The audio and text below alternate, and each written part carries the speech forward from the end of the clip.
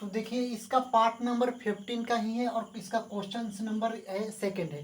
यानी कि आगे वाले डिफरेंट इंटीग्रेशन आप लोग का इंटीग्रेशन है कि पाई/2 से 0 और 1 डिवाइड बाई 1 प्लस क्या है कॉट एक्स है। तो हम लोग को क्या सिद्ध करना है, इस क्वेश्चंस को हम लोग को सिद्ध यही करना है कि इसका आंसर क्या होगा। तो आप लोग को पता है कि अगर ऑब्जेक्टिव क्वेश्चन में ऐसा क्वेश्चन पूछ दे तो इसका डायरेक्ट आंसर क्या होता है, पाई/4।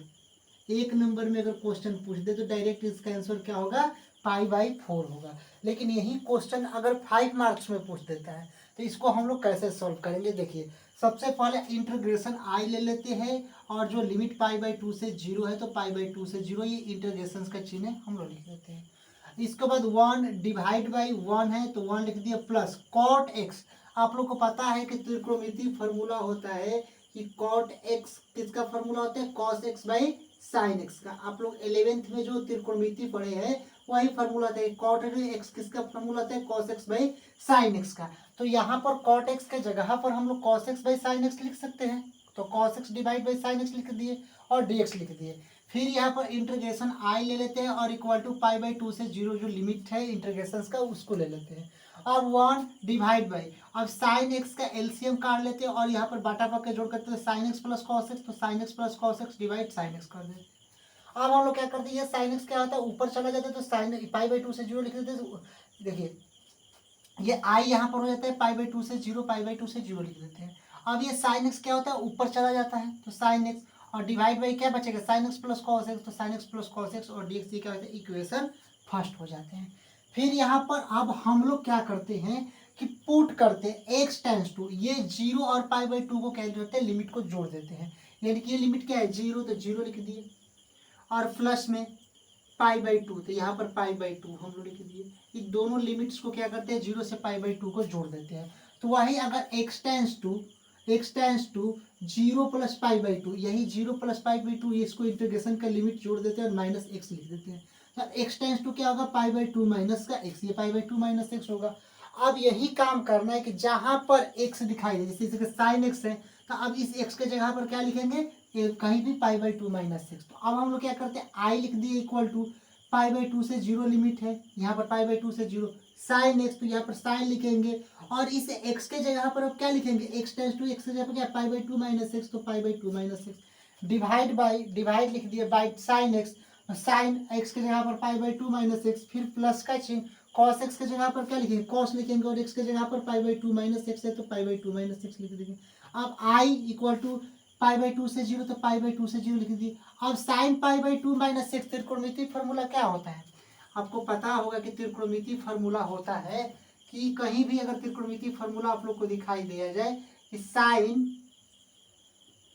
पाई/2 माइनस एक्स क्या होता है, कॉस एक्स होता है। आइए अगर कॉस पाई/2 माइनस एक्स रहता है त्रिकोणमिति फॉर्मूला क्या होता है, साइन एक्स होता है। ये आप लोग को त्रिकोणमिति फॉर्मूला याद रखना है कि साइन पाई/2 माइनस एक्स क्या होता है, कॉस एक्स होता है और cos pi minus x sine x होता है। तो यहाँ पर आप लोग को पता है कि साइन पाई/2 माइनस एक्स दिया तो क्या हो गया, कॉस एक्स, फिर साइन पाई/2 माइनस एक्स है तो कॉस एक्स, फिर प्लस का चिन्ह कॉस पाई/2 माइनस एक्स है तो साइन एक्स, क्योंकि त्रिकोणमिति फॉर्मूला होता है sine pi minus x cos x और cos pi minus sine x. यहाँ पर हम लोग ले लिए dx। अब ये तो इक्वेशन फर्स्ट हो गया, अब इस इक्वेशन क्या मान लेंगे, सेकेंड मान लेंगे। अब इक्वेशन फर्स्ट और सेकेंड को क्या करते हैं, आपस में जोड़ देते हैं। तो इक्वेशन फर्स्ट क्या है, पाई इंटीग्रेशन का चिन्ह पाई/2 से 0, तो पाई/2 से 0। अब साइन एक्स, तो sine x equation first sine x plus divide by cos x, sine x plus cos x, तो divide by sine x plus cos x यहाँ पर लिख दिए। जो यहाँ पर फर्स्ट इक्वेशन दिया है उसको फर्स्ट इक्वेशन को यहाँ पर हम लोग लिख दिए। पाई/2 0 दिया है, पाई/2 से 0 sine x divide by sine x plus cos x, इस फर्स्ट वाले को जोड़ दिए। फिर प्लस का चिन्ह तो प्लस का चिन्ह, इस फिर सेकंड वाले को हम लोग क्या करना, ऐड करें। तो सेकंड वाला क्या है कि पाई/2 से 0, तो पाई/2 से 0 लिमिट लिए ही है, कॉस एक्स है तो cos x divide by cos x plus का sine x, cos x plus sine x, और ये dx है तो dx हम लोग लिख दिए। अब हम लोग क्या करते हैं, एलसीएम ले लेते हैं। Sine x plus cos x का एलसीएम क्या होता है, sine x plus cos x ही होता है।